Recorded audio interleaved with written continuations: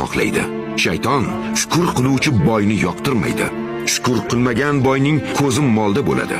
Ko'zi molda bo'lgach, moliga harom qo'shish oson. Shayton kibrlanmagan olimni yoqtirmaydi. Kibrlanmagan olim shaytonning gapiga kirmaydi. Ilmda adashmaydi. Shayton Allohdan boshqa hech nimadan qo'rqmaydiganlarni yoqtirmaydi. Odam qo'rqsa, shayton uni qo'rquvi bilan sharmanda qiladi. Shayton kamtar insonlarni yoqtirmaydi. Chunki odamni shuhratga undaydi. Shuhrat uchun har xil gunohlarni qildiradi. Shunda odamlar yaxshi ko'rishlari uchun o'rtaga chiqadi. Haqiqatni yashiradi. Haqiqatni masxara qiladigan bo'ladi. Shayton mehnatkashni yoqtirmaydi. Mehnat qilgan odam mehnatiga yarasha olishini biladi. Ammo shayton o'zining haqqi bo'lmaganga qo'l uzatishini istaydi.